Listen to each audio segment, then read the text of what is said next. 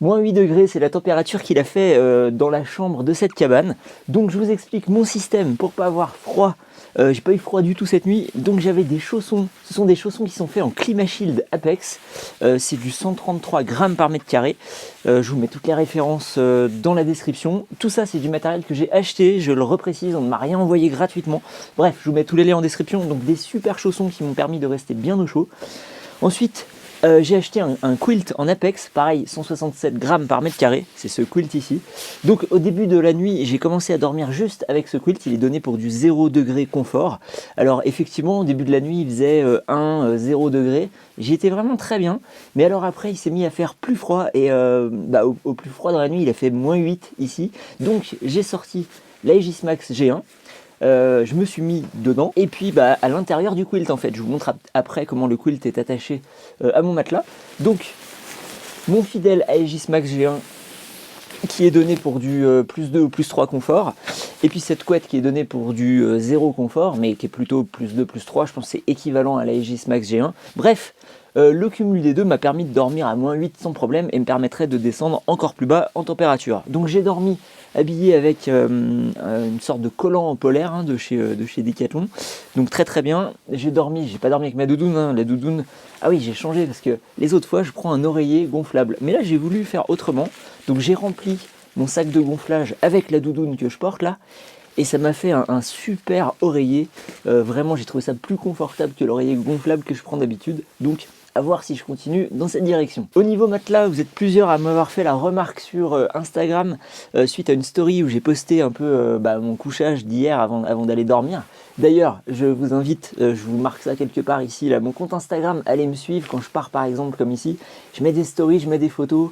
Vous pouvez me poser des questions, interagir, donc c'est voilà, c'est un bon endroit où aller. Donc certains ont eu l'œil, j'ai un nouveau matelas. C'est toujours Sea2 Summit. Je vous marque aussi les références dans la description. C'est un matelas que j'ai acheté d'occasion. C'est un matelas qui est plus confortable, il est dans la gamme confort d'ailleurs. Il isole un petit peu plus pour l'hiver. Voilà. Je l'ai couplé avec mon Nemo Switchback. Les deux ont très bien fait l'affaire pour la nuit, j'ai pas eu de sensation de froid. Donc je vous montre un petit peu plus comment est fixé le quilt. Donc si on retourne, vous voyez un système ici d'attache, un autre ici, hop. Et donc on s'aperçoit finalement que ici on a la footbox. D'ailleurs je m'aperçois que la footbox est mouillée et même gelée ici. D'où l'avantage du synthétique. Donc en gros le quilt il s'enfile un peu comme une chaussette autour de son matelas.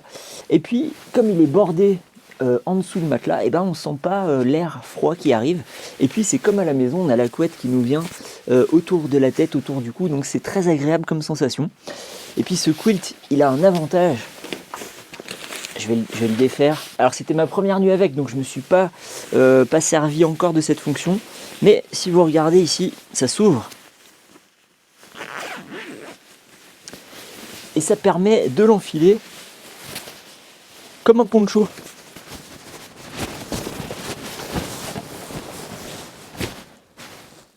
Et donc si vous êtes un peu juste en température, un bivouac, et par-dessus votre polaire, votre doudoune, vous pouvez enfiler ce quilt en poncho pour vous tenir bien chaud. Bon, c'est pas tout ça, mais ça va être l'heure de ranger tout le matériel pour reprendre les raquettes et repartir à l'aventure.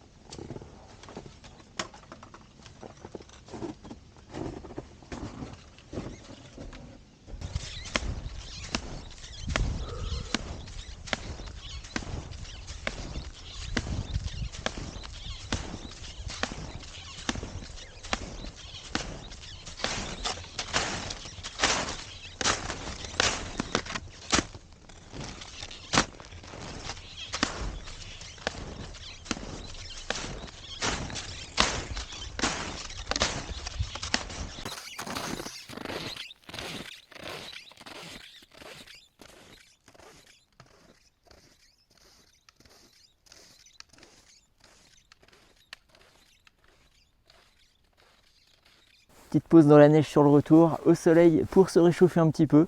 Bon alors quand je dis se réchauffer, hein, si on regarde, il fait moins 1,3 et vous voyez le petit capteur il est suspendu dans l'air, donc c'est vraiment la température de l'air ambiant, donc moins 1,3, il fait quand même froid, mais on sent les effets du soleil, donc ça fait plaisir.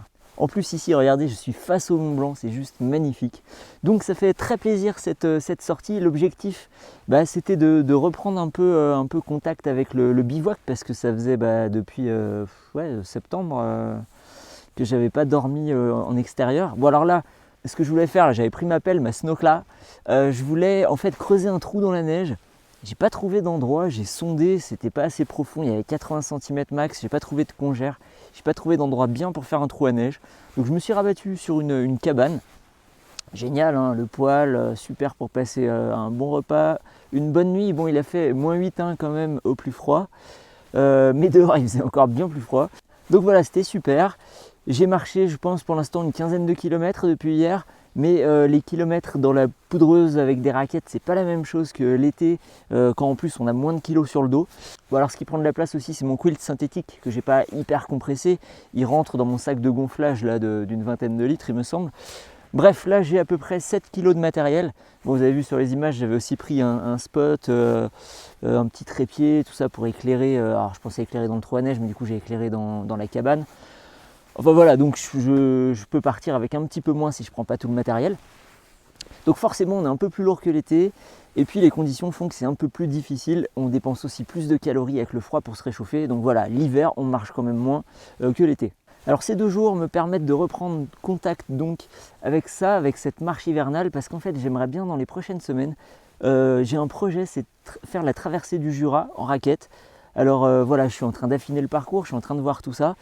Donc c'est pour ça que je m'entraîne, pour voir ce que ça donne. Mais les sensations sont très bonnes et ça donne très envie de partir sur une aventure comme celle-là. Allez, j'ai encore quelques kilomètres pour rentrer.